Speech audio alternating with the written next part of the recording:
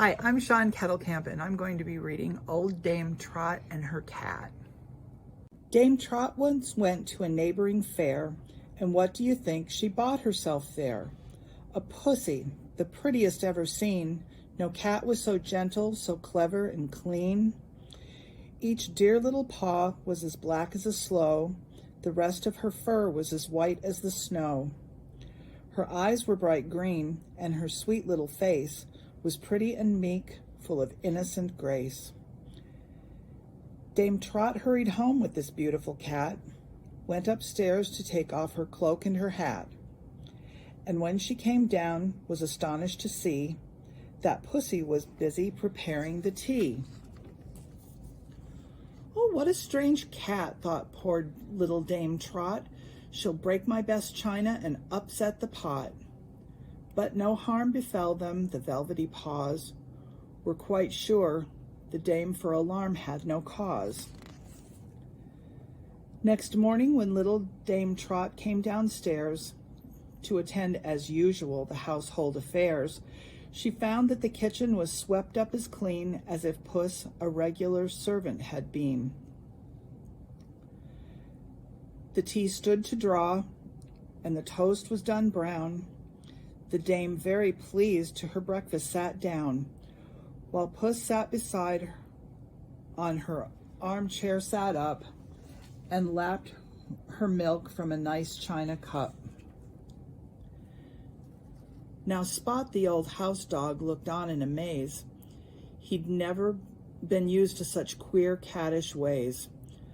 But Puss mewed so sweetly and moved with such grace that Spot at last liked her and licked her white face. The dame went to market and left them alone, Puss washing her face, the dog picking a bone.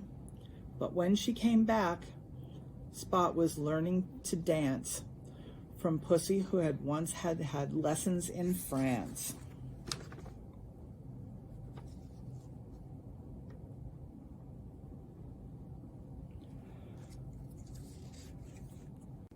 Poor little Dame Trot had no money to spare, and only too often her cupboard was bare. Then kind Mrs. Pussy would catch a nice fish and serve it for dinner upon a clean dish. The rats and the mice, who'd wished Pussy to please, were now never seen at the butter or cheese. The dame daily found their numbers grow thinner, for Puss ate a mouse every day for her dinner.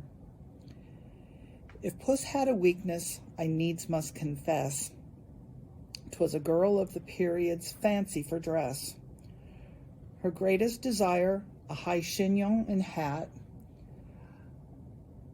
and a very short dress, a la mode for a cat. So one day when Dame Trot went out to dine, Puss dressed herself up as she thought very fine, and coaxed kind old Spot, who looked at her with pride, to play pony for once and give her a ride. The dame from her visit, returning home late, met this funny couple outside her own gate, and heartily laughed when she saw her dear cat dressed up in a cloak and a chignon and hat. "You're quite a grand lady, Miss Pussy," said she. And Pussy affectionately answered, "Oui, oui." She thought it beneath her to mutter a mew while wearing a dress of a fashion so new. Now Spot, who to welcome his mistress desired, and to company manners never aspired, jumped up to fawn on her, and came down the cat, and crushed in her tumble her feather and hat. "Oh, Puss," said Dame Trot, "what a very sad mess.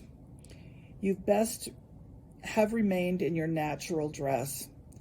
The graces which nature so kindly bestows are more often hid than improved by fine clothes." The end.